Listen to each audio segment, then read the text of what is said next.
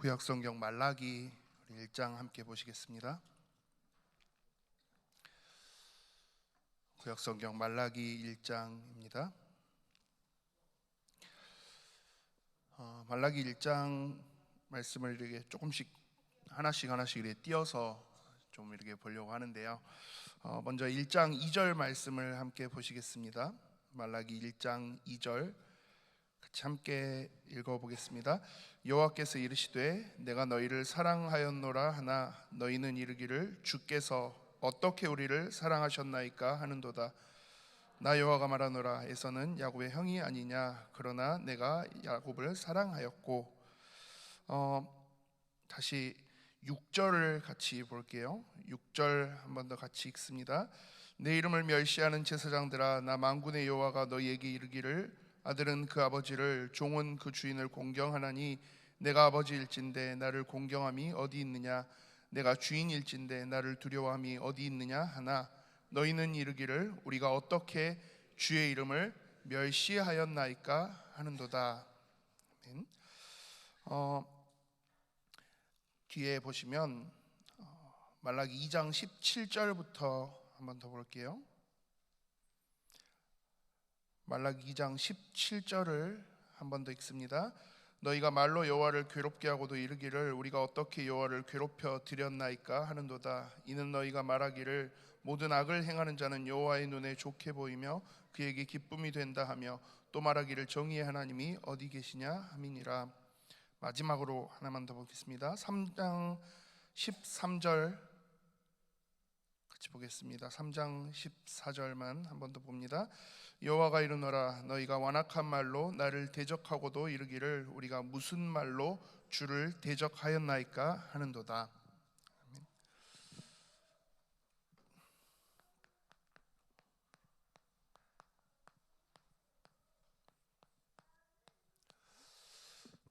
담임 목사님 YBS 계속 하실 때 신구약 중간기 함께 조금 해오셨는데 오늘도 조금 그 흐름 이어서 그 뒤에 흐름들을 함께 말씀으로 조금 나누어 보려고 해요.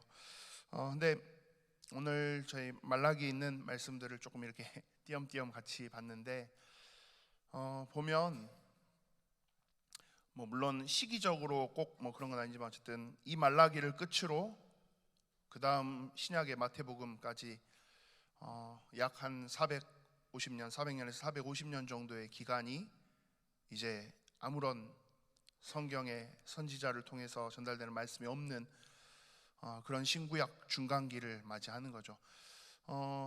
우리 입장에서는 신구약 중간기라고도 표현하지만 또 이스라엘 백성들 입장에서는 어마어마한 암흑기와 같은 시기이기도 했을 거고요.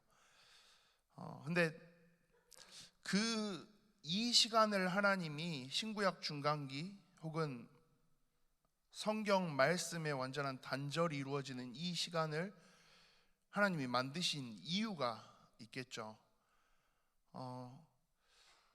두 가지 측면으로 그 이유를 볼 수 있을 거예요. 먼저는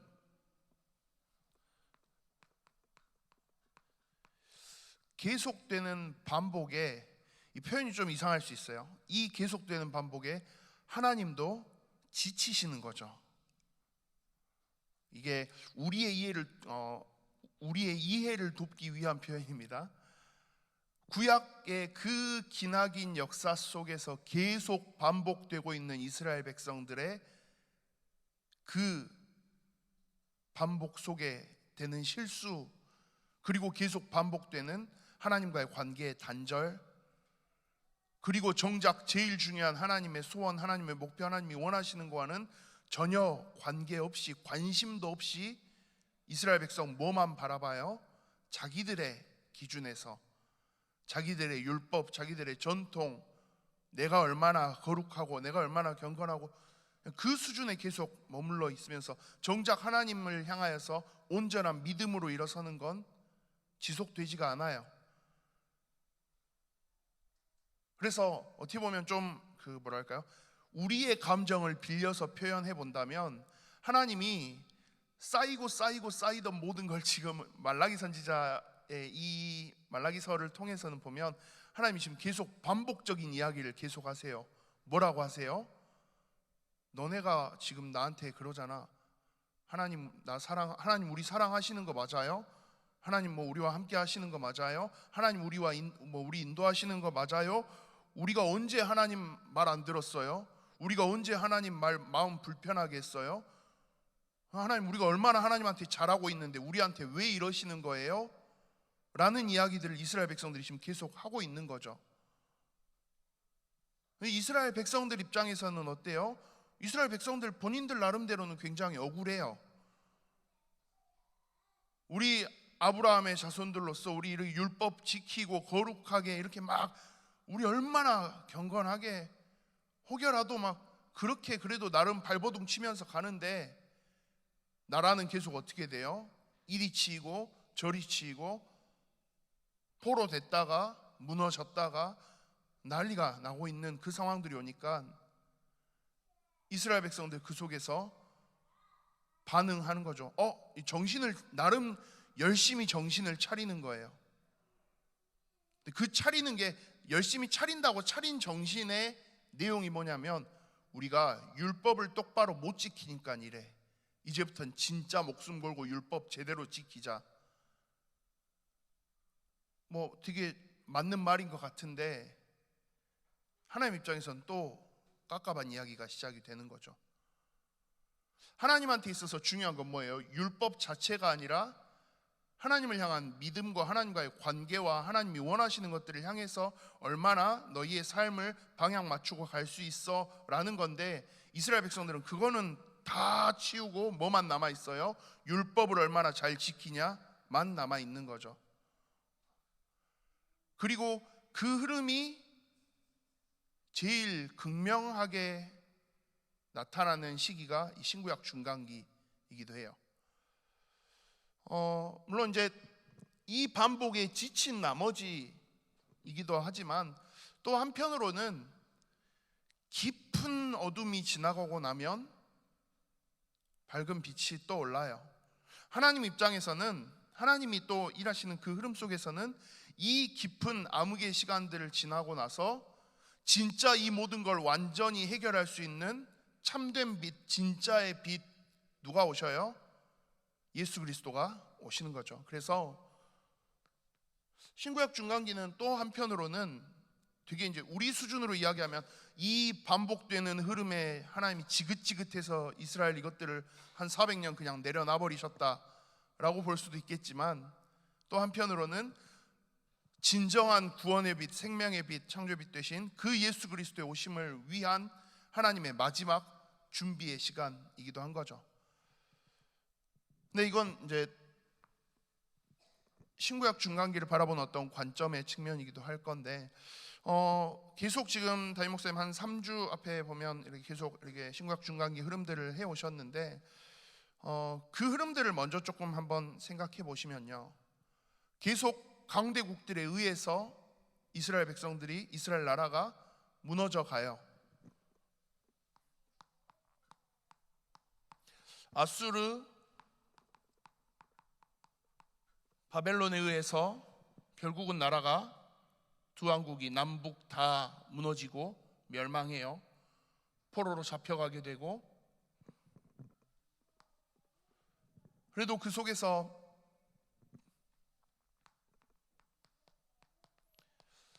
페르시아 메데바사 제국을 통해서 또 그 속에서도 많은 응답들을 찾아내기도 하고 많은 이런저런 일들이 일어나기도 하고요. 그래서 포로 귀환도 하고 또 그걸 기점으로 해서 우리 목사님 계속 설명하셨지만 디아스포라라고 하는 흩어진 그 이제 유대인들이 곳곳에 남게 되는, 그러니까 하나님이 진짜 원하시는 열방과 만민을 향해서 여호와 하나님의 영광의 빛을 비추는 거 이스라엘 백성들이 죽었다 깨나도 이 반복은 계속 하는데 그 안에서 이거를 못 넘어서니까 하나님이 뭐 하시는 거예요? 강제로 뿔뿔이 흩어가시는 거죠. 자, 그 속에서 결국은 그래도 이 흐름들을 지나가고 나니까 페르시아 제국 이후에 그 흐름을 여전히 계속 이어서 헬라 제국이 나타나요. 알렉산더 대왕을 통해서, 그리고 그걸 기점으로 해서 70인역도 성경 번역도 하게 하시고, 그러다가 이 알렉산더 대왕이 죽고 나서 헬라 제국이 분열되면서 두 나라가 이제 남았다라고 이야기하셨죠, 설명하실 때. 그러면서 그 사진 한번 띄워주시면요, 저희 목사님 계속 같이 띄웠던 사진인데요, 프톨레미 왕조가 있고요, 그리고 셀레우코스 왕조가 있어요. 이 두 왕조의, 근데 지금 딱 보시면 두 왕조가 만나는 딱 그 지점이 있죠. 초록색하고 분홍색이 만나는 지점이 있잖아요. 저 지점 위치가 딱 어디예요? 가나안 지역이에요. 이스라엘 백성들이 살고 있는 그 가나안 땅. 그러니까 이스라엘 백성들 입장에서는 이게요, 지긋지긋할 수밖에 없어요. 도대체 이놈의 땅은, 처음에 뭐 나올 땐 적과 꿀이 흐르는 땅 하시더니 도대체 이놈의 땅은 오만 때만 나라들이 지나가면서 다 건들고 때리고 괴롭히고 빼앗고, 여전히 지금도 그렇잖아요. 처음에는 그래도 프톨레미 왕조는 조금 우호적으로 있으니까 괜찮았어요. 그러다가 셀레우코스 왕조로 주도권이 넘어가면서 그래도 초반에는 좀 잘 있는구나 했는데, 이 셀레우코스 왕조의 안티오쿠스 4세라는 왕이 조금 많은 욕심을 부리다가 로마와의 전쟁을 시작을 해요. 근데 처음에는 저 그리스 앞바다 쪽에서 로마와 한번 붙었는데 여지없이 혼나게 돼요. 그러고 나니까 전쟁 배상금을 이제 로마에다가 줘야 되는 거죠. 그러다 보니까 이제 돈도 좀 많이 모아놔야 되겠고 이래저래 하는데 돈은 없고, 그러니까 그동안에는 좀 좋은 관계로 있던, 지배하고 있던 다른 속국들에게 돈을 이제 뜯어내기 시작하는 거죠. 그 관계가 슬슬 안 좋아져요. 감정이 쌓여가요. 그러다가 저 프톨레미 왕조 쪽 있는 이집트 땅에서, 애굽 지역에서 또 이런저런 반란의 움직임과 또 시비 거는 움직임이 나오는 것 같으니까 또 거기를 정벌하겠다고 갔는데, 거기에 또 누가 나타나요? 로마가 나타나요. 여지없이 또 깨지고 돌아오는 거죠. 근데 그렇게 하고 돌아오는데 소문이 좀 이상하게 난 거죠. 그 안티오쿠스 그 양반 저 애굽 갔다가 로마 놈들한테 맞아갖고 죽어버렸다는데. 그러고 나니까 이스라엘 백성들이 조금 다시 기분이 좋아지는 거죠. 그거 좀 못돼 처먹게 하더니 잘 됐다, 하나님이 치셨구나. 그러고 있는데 갑자기 누가 나타나요? 애굽 땅에서 이제 복귀하고 있던 안티오쿠스가 나타나는 거죠. 보니까 분위기가 이상하거든요. 이것들 니네들 본심이 이거였구나. 그러면서 안티오쿠스 4세가 더 강력하게 이 유대 민족들을 핍박하기 시작해요. 근데 그 핍박을 어떻게까지 하기 시작하냐면, 단순히 뭐 돈을 뜯어낸다, 뭐 돈을 더 많이 뺏어간다, 그 측면이 아니라, 가만 보면 어때요? 이 유대 민족들은 여호와 하나님을 향해서 나아가는 그 자기들의 유대교적인 그 전통, 이 신앙, 이거에 있어서만큼은 목숨을 걸잖아요. 그러니까 이걸 짓밟기로 작정을 해요. 그래서 대대적인 핍박을 시작해요. 성전에서의 예배, 제사, 모든 것들을 다 금지시키고, 더군다나 그 성전에서 다른 이방 신들의 제사를 지내게 만들어요. 이스라엘 백성들에게 있어서 가장 부정하게 여겨지는 돼지를 성전으로 가지고 와서 잡아 죽이고 그 돼지 피로 성전에서 제사 지내게 하는, 그러니까 완전히 이 종교적인 이 힘을 가지고 있는 유대인들의 모든 걸 다 완전히 짓밟겠다라는 걸 계속 강력하게 해버리는 거죠. 그 흐름으로 10년에 15년의 시간이 지나가다 보니까 이스라엘 백성들의 이 반감이 거의 극에 달했어요. 그리고 그 시점에 마따디아라는 한 이제 늙은 지역의 제사장 한 명이 여기서 완전히 이제 돌게 된 거죠. 더 이상 이거를, 이 지긋지긋한 핍박의 흐름, 이 지긋지긋한 강대국도 여기에서 우리만 맨날 두드려 맞고 있는 이거 더 이상 우리는 못하겠다. 그래서 뭘 일으켜요? 반란을 해보는 거죠. 뭐 반란이라기보다는 계속 이 돼지 피 가지고 오고 막 제사하게 하고 막 우상하는 그거 계속 강요하고 있는 그 셀레코스 왕국의 사신들을 죽이는 사고를 치는 거죠. 근데 그렇게 사고를 딱 쳤는데 백성들의 반응이 너무 좋아요. 다들 너무 어마어마하게 쌓여 있었던 거죠. 그러고 나니까 순식간에 뜻하지 않은 쿠데타가 된 거죠. 반란의 그림이 됐어요. 그러고 나서 이 마따디아가 아들이 5명이 있었는데 그 5 아들들을 중심으로 해서 졸지에 하나의 세력을 이루게 돼요. 근데 그 세력을 이룬 채로 있는데 그래도 전쟁하면 싸우면 정규군을 이길 수는 어렵잖아요. 그러니까 제일 쉬운 방법이 뭐예요? 게릴라 전법을 취하는 거죠. 그리고 다행히 이스라엘 지형은 산과 바위가 가득 차 있는, 수많은 동굴들로 가득 차 있는, 숨기 좋고 숨어있기 좋고 오히려 그렇게 하기 훨씬 더 편한 지형이기도 해요. 그렇게 있다 보니까 굉장히 효과적으로 싸우는데 그 와중에 마따디아라는 사람의 셋째 아들이 굉장히 뛰어난 군사적인 능력을 발휘를 해요.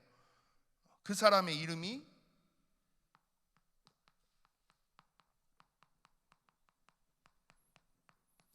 유다 마카비오스라는 셋째 아들인데요. 이 사람이 이 게릴라 군들을 데리고 셀레코스 왕조의 그 막 군대들이 계속 파견돼 오는데 그걸 다 이겨내는 거죠. 그러다가 5만 명 정도의 정규군이 아예 내려왔는데 그 앞에 싸움을 했는데 3천 명 데리고 싸움을 했는데 이겨요, 져요? 이기게 됐어요. 여기서부터 이스라엘 백성들의, 그 유다 민족들의 모든 울분이 다 완전히 터져 나오는 거죠. 이게 이스라엘 백성들 입장에서는 그렇게 이해된 거예요. 아, 우리가 역시 하나님은 우리와 함께 하셔. 역시 하나님은 우리 민족을 세상에서 가장 강한 민족으로 만들어 가시는 거야. 아, 우리가 이렇게 현실에 타협하지 않고 싸우려고 하니까 하나님이 이렇게 하시는구나. 이게 완전히 이스라엘 민족들, 유대 민족 전체를 일깨우게 되는 거죠.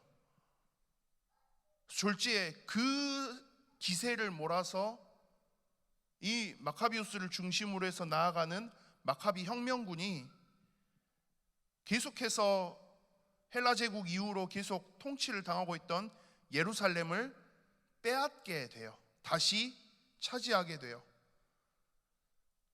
완전히 희망 없는 것처럼 여겨졌던 그들 상황 속에서 예루살렘, 수도를 탈환한 거죠. 쉽게 말해서 저 이방인들, 저 못돼 처먹은 것들의 손에서 우리 예루살렘, 이 거룩한 예루살렘 성을 다시 빼앗아 내게 된 거예요. 그래서 그 절기를 수전절이라고 해서 12월 25일을 이제 원래는 그 수전절 절기로 지켜요. 그래서 요한복음 10장 22절에 보면 수전절이니 곧 겨울이다라는 말씀이 나오기도 하는데요. 그 수전절이 갖고 있는 의미가 이 의미이기도 해요. 마카비우스를 중심으로 해서 마카비 혁명군이 이 헬라 제국의 다음인 셀레코스 왕조의 모든 군대를 다 몰아내버리는 상황이. 그렇게 해서 계속 마카비우스의 이름을 따서 마카비 혁명이라고 이름할 수 있는 그 시대를 보내기 시작해요. 그러고 났는데도 이 셀레코스 왕조 입장에서는 여기 계속 에너지를 좀 쏟을 수가 없었던 게 주변에 다른 나라들하고 계속 이런저런 전쟁들이 있으니까요. 더군다나 저쪽 서쪽에서는 무시무시한 로마가 계속 엿보고 있고, 그러다 보니까 그 타이밍이 너무 절묘하게 잘 맞아서 이 마카비 혁명이 굉장히 힘을 얻고 일어날 수 있게 돼요. 그래도 계속되는 전쟁 속에서 어느 순간 이제 제일 핵심적이었던 유다 마카비오스가 죽게 되고 그 동생이 그 자리를 이어받게 돼요.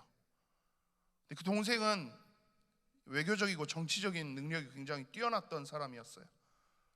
그래서 이 유다 마카비우스가 함께 하던 이 시점까지만 해도 나름대로 그래도 굉장히 뛰어난 영적이다라기보다는 이스라엘 백성들의 정체성, 자기들 나름대로의 그 민족적인 순수성, 이걸 회복하기 위해서 헬라파들도, 헬라주의자들도 다 배척하고, 그러면서 우리가 진짜 하나님이 원하시는 거룩함과 경건함으로 돌아가자라고 해서 경건주의 세력자들, 그들과 함께 힘을 합쳐가면서 진짜 중요한 민족적인 연합이 이루어지게 됐어요.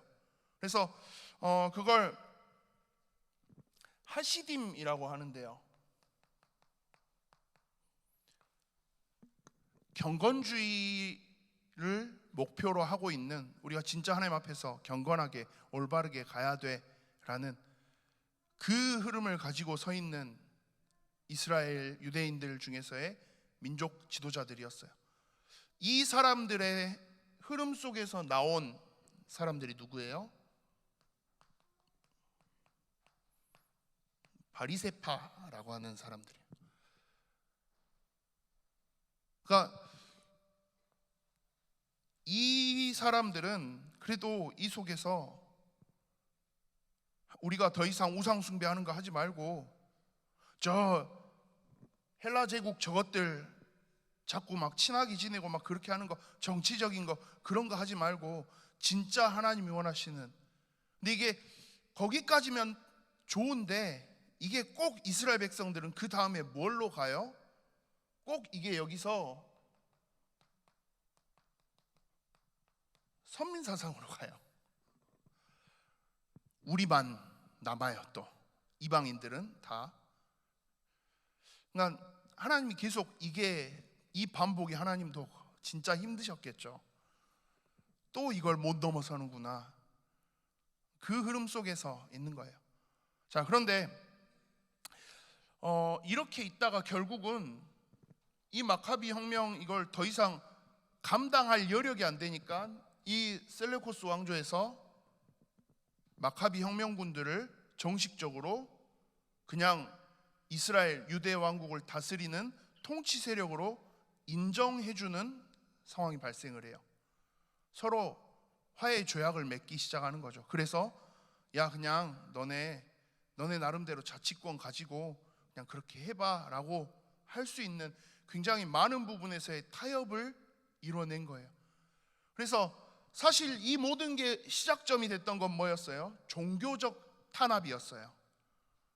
여호와 하나님만을 우리는 섬기고 여호와 하나님께 온전히 제사하고 거룩하고 경건하고, 근데 그거 자체를 계속해서 막고 탄압하고 방해했었는데, 이러기까지 일이 커지니까 이 셀레쿠스 왕조에서 그러면 너네 하나님을 예배하고 정치적으로 하는 거, 뭐 종교적으로 하는 거, 그거는 이제 우리가 인정할게. 대신에 군사적인 부분, 정치적인 부분에서는 우리 말 조금씩은 들어야 된다 라는 선으로 적당하게 타협을 보게 되는 거죠.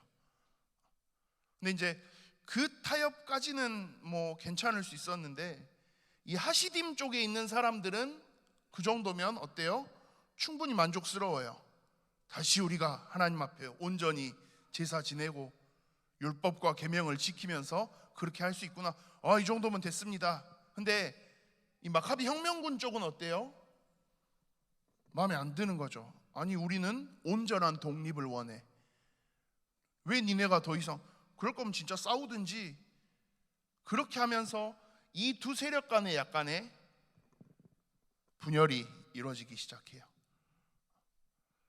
근데 웃긴 건 이 두 세력의 분열이 이루어졌는데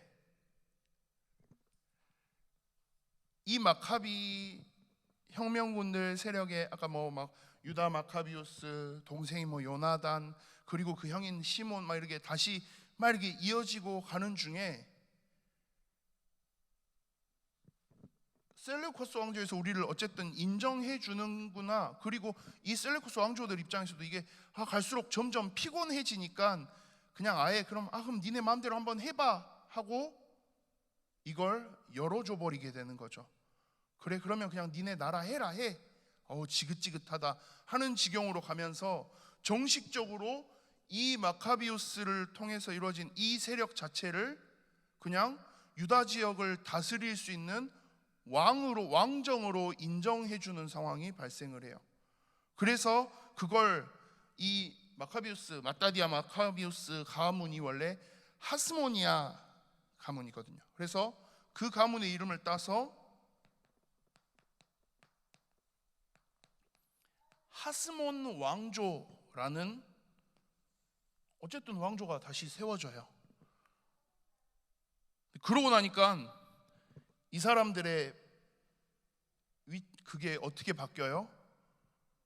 우리가 이제 이 유다 지역을 다스리는 모든 정통성을 다 가져버렸어요. 심지어 그거를 누가 밀어줬어요? 얘네가 밀어줬어요.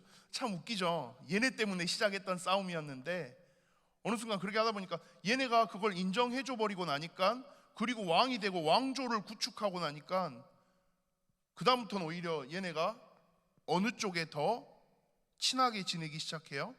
이 하스몬 왕조가 오히려 다시 헬라 영향권에 있는 셀레코스 왕조에 오히려 우호적으로 가는 되게 코미디스러운 상황이 발생을 하는 거죠.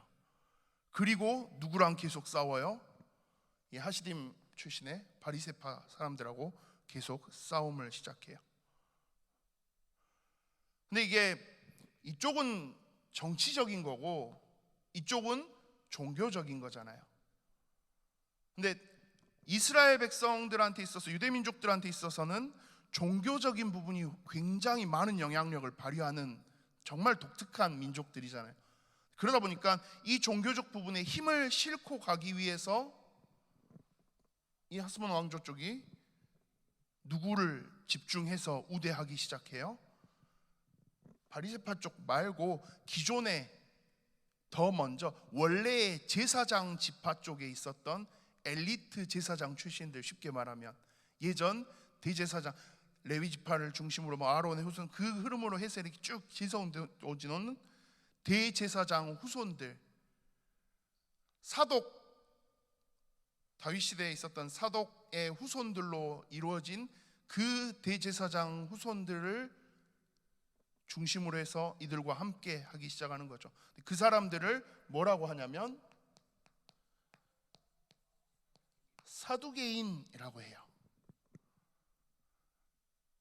그러니까 보면 우리가 사복음서에서 예수님 공생의 시절에는 보면 바리새인과 사두개인, 서기관 막 이렇게 해가지고 다들 같은 편 돼가지고 이것들이 예수님 막 핍박했던 것처럼 핍박했잖아요.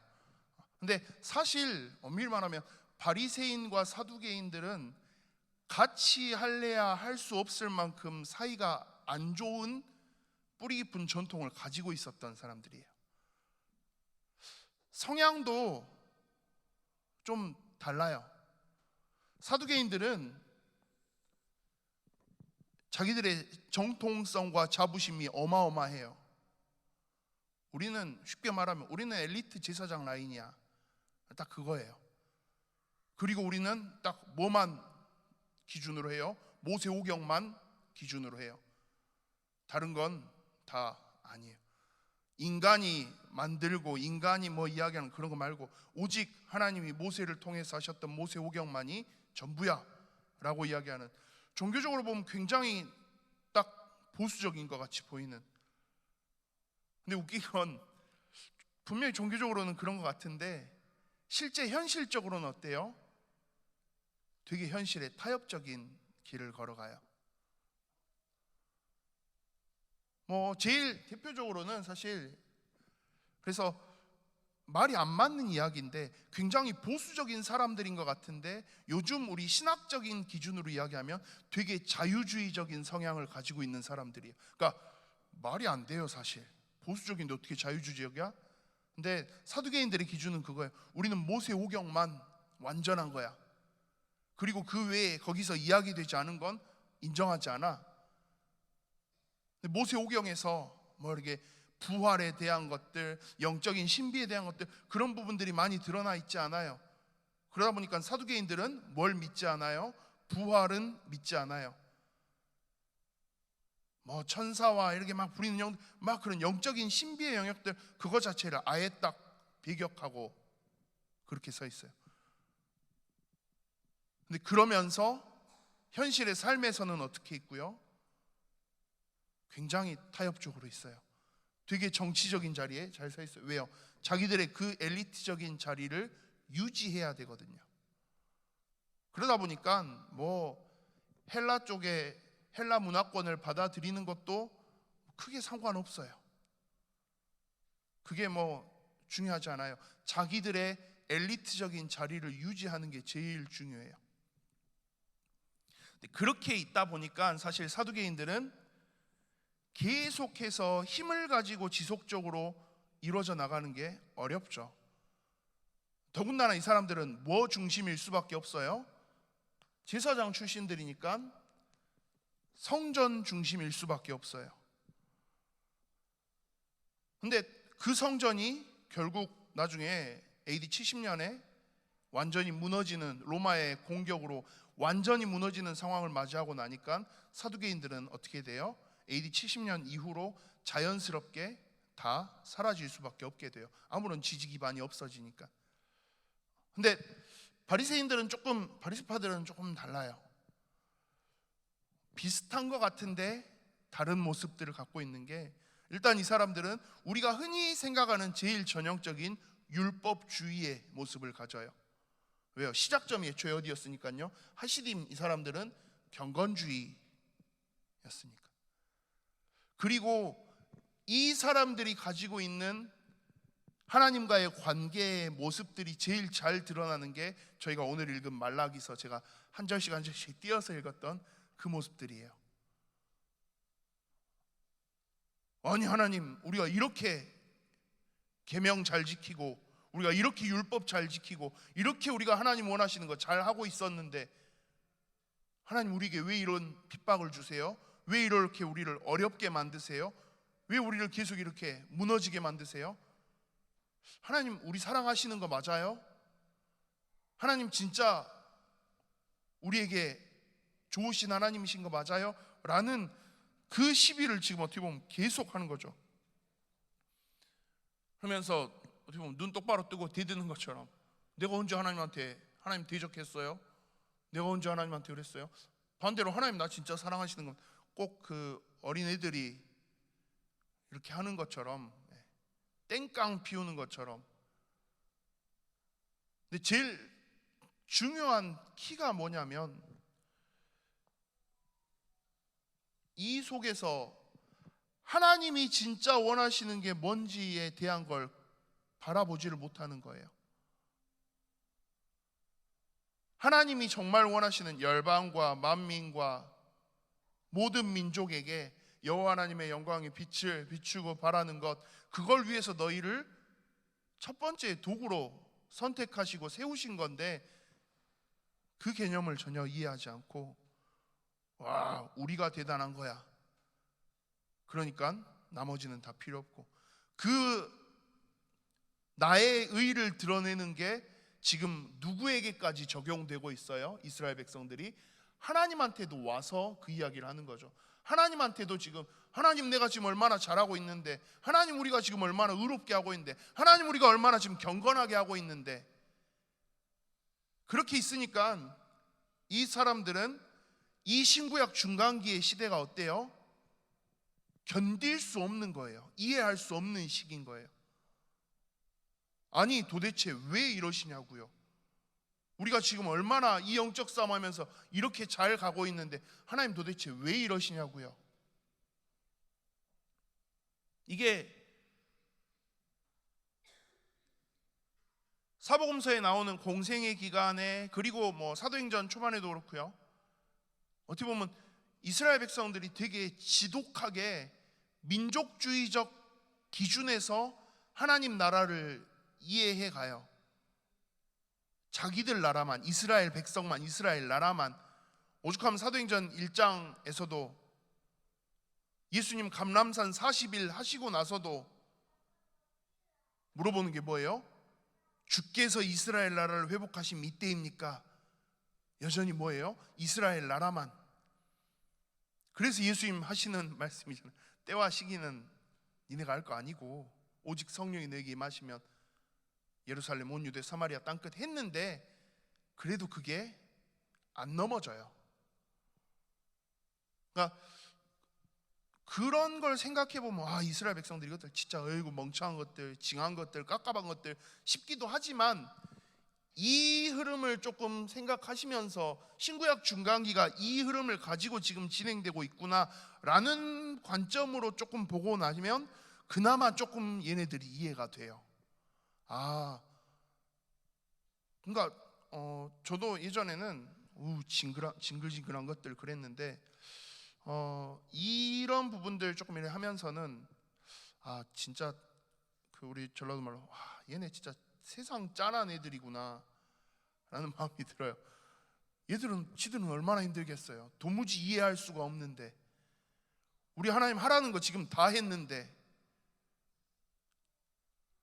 심지어 저것들은 또 줏대도 없이 저 헬라 문화권, 저 셀레코스 왕조 저것들 막 핍박하는, 거기에 또 좋다고 가서 친하게 막 그러고 있는데, 하나님 우리는 끝까지 자존심 지키면서 싸우면서 저 헬라 문화에 대한 거 우리가 배격해 가면서 우리 그렇게 지금 지키고 있는데, 하나님 우리한테 왜 이래요?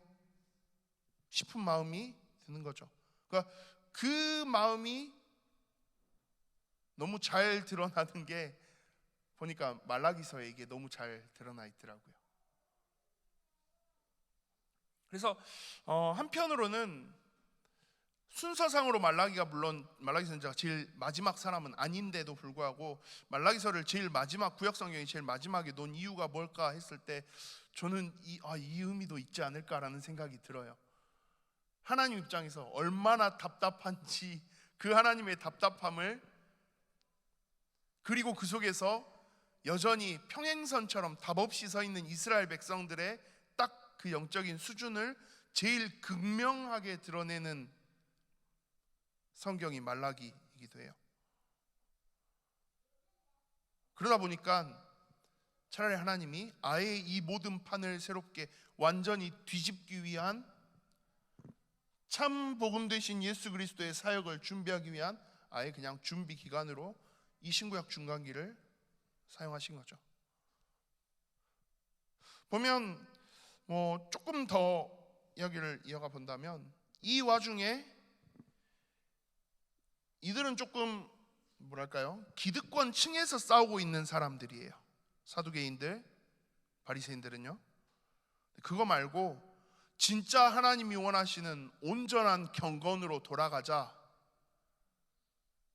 그래서 어디 가서 살아요? 광야에 가서 살아요.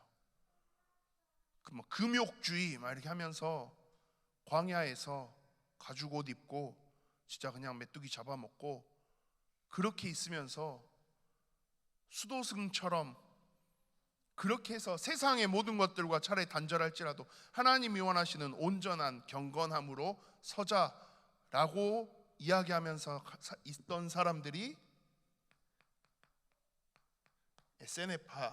에센파라고도 하는데요, 사람들이에요. 그래서 이 에센파로 제일 대표되는 사람이 누구라고 저번에 목사님 이야기하셨어요? 기억나시나요? 세례 요한. 그러니까 세례 요한과 같이 딱 세례 요한이 그 에센파의 제일 전형적인 모습을 보여주는 그런 사람이기도 해요. 근데 여전히 사실 하나님 입장에서 여전히 좀 깝깝한 건 뭐예요?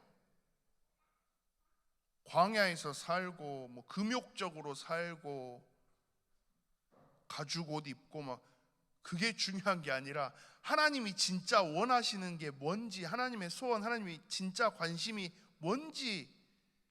그러니까 이게 관계라는 측면에 있어서 계속 이스라엘 백성들은 뭐만 붙잡고 있는 거예요? 껍데기만 붙잡고 있는 거예요.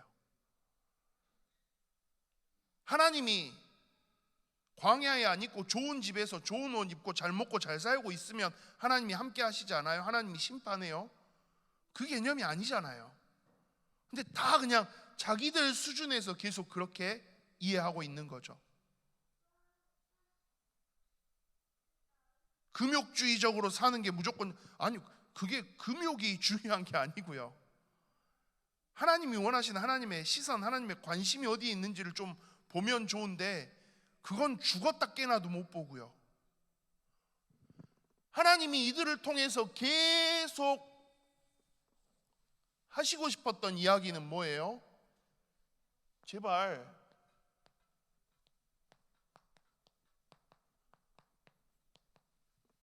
열방과 만민과 전 세계 모든 민족 바라보면서, 모든 족속, 모든 민족, 모든 백성, 모든 방언 바라보면서 그들에게 여호와 하나님의 영광을 비추어 주는 거, 이건데 이걸 이 수준으로를 못 올라가고 계속 어디에만 있어요? 자기들 수준에서, 자기들 기준에서. 야, 혈통이 중요하지, 지파가 중요하지, 우리 레위 지파, 우리 제사장 지파.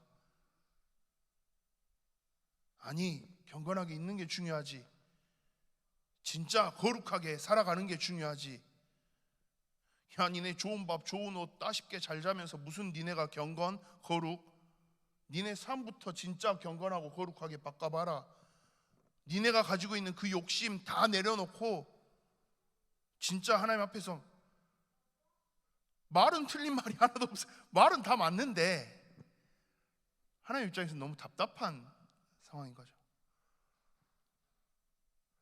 여기에 이제 뭐 다수의 그건 아니지만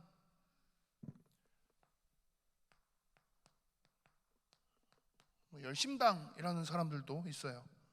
이 사람들은 뭐예요? 말 그대로 열심히, 열정적으로 에너지를 갖고 진짜 하나님 일을 위해서 모든 걸. 근데 그 열심이 대부분 다 어느 쪽으로 발현돼요? 여긴 쉽게 말하면 가장 과격한 사람들이에요. 우리 이스라엘 나라의 회복을 위해서 뭐 해야지? 싸워야지. 그래서 계속 뭐 해요? 요즘 말로 치면 숨어있는 게릴라 테러리스트 집단들처럼 활동을 해요. 그러다 보니까 계속 체제에 저항하고 반항하는 거죠. 그러니까 같이 안 가요. 오히려 이 하스몬 왕조 사람들은 어떻게 취급해요? 그냥 이 사람들 입장에서는 배신자예요. 민족적 배신자. 왕 되고 자리 주니까는 좋다고, 어이구.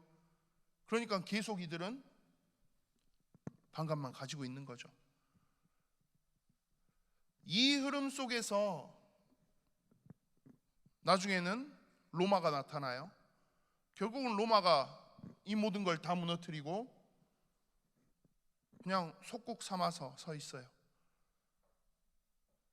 그러니까 이 로마를 향해서도 계속 테러 활동을 펼치고요. 예수님이 십자가에 못 박히시기 전에 잡히셨을 때 예수님과 함께 잡혔다가, 야, 누구 풀어줄까? 빌라도가 이야기해요. 그때 이스라엘 백성들 대부분이 예수님 말고 누구를 풀어달라 그래요? 바라바라는 사람을 풀어달라 그래요. 그 바라바가 누구예요? 딱 이거였어요. 이 열심당 출신의 계속해서 로마를 공격하고 있던 테러리스트의 수장이었던 사람.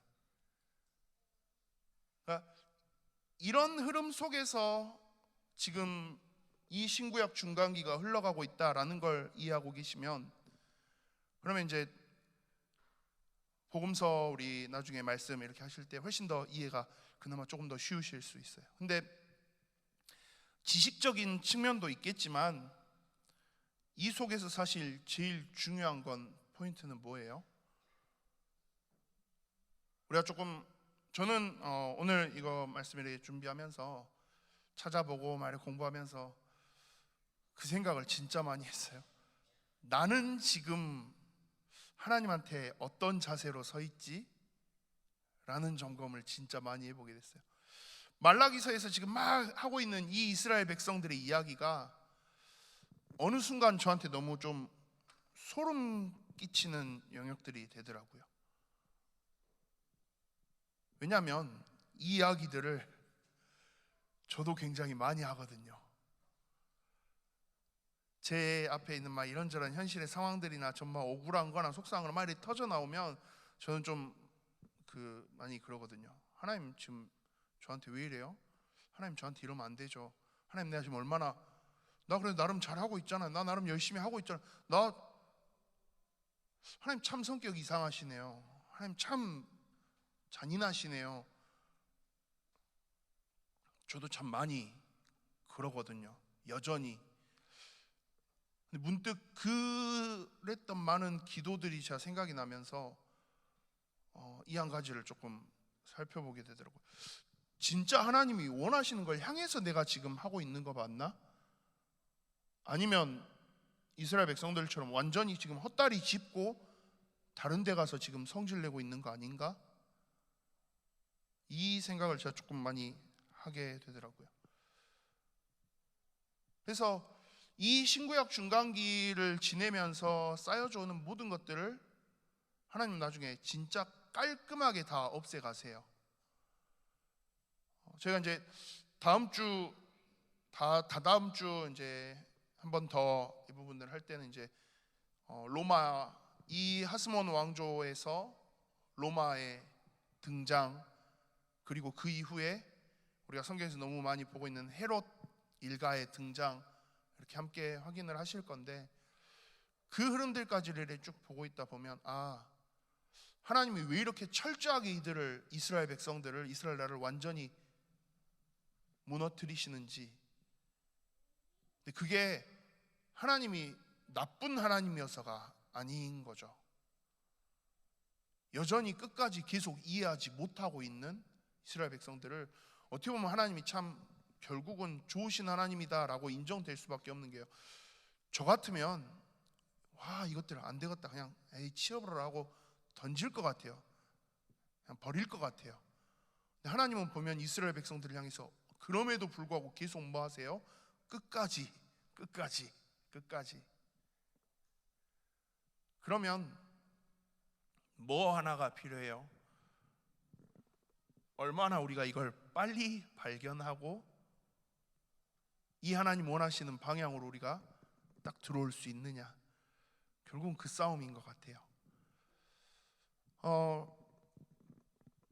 성경 공부로 함께 하는 YBS 온 이 시간들이 또 우리 성도님들 함께 성경을 읽고 말씀에 대한 많은 배경들을 이렇게 알아가시는 이 시간들 속에서 제일 중요한 건 그런 것 같습니다. 우리가 우리의 지식을 채워가는 게 아니고요, 하나님이 원하시는 걸 향해서 내가 오늘 어떻게 반응하며 나아갈 건지. 이번 주 우리 말씀처럼 좋으신 하나님이잖아요. 새롭게 시작하면 돼요. 새롭게 시작할 수 있도록 다 해주셨고요. 이번 주 나는 놓쳤는데요, 그럼 오늘부터 다시 뭐 하시면 돼요? 새롭게 시작하시면 돼요. 그거 할 수 있는 모든 기준, 모든 시간, 모든 것들 하나님의 손에 다 있다라고 말씀하시니까요. 이 말씀들을 통해서 그 좋으신 하나님을 우리가 더욱더 실제적으로 확실하게 우리의 삶 속에서 누려갈 수 있는 그런 발걸음들이 되어지기를 간절히 소망합니다. 오랜만에 합심해서 함께 기도하기를 원합니다. 하나님, 말씀을 향해 나아가는 우리의 발걸음, 그 속에서 하나님의 마음을, 하나님의 뜻과 계획과 하나님의 소원을 온전히 찾아 누릴 수 있도록 주님 역사해 주시옵소서. 지식의 채움이 아닌 하나님이 원하시는 것들을 향해서 온전히 방향 맞춰지며 일어설 수 있는 영적인 회복이, 하나님과의 온전한 관계의 회복이 시작되어질 수 있도록 말씀 앞에서는 우리에게 은혜를 더하여 주시옵소서. 얼마간 합심해서 기도하시겠습니다.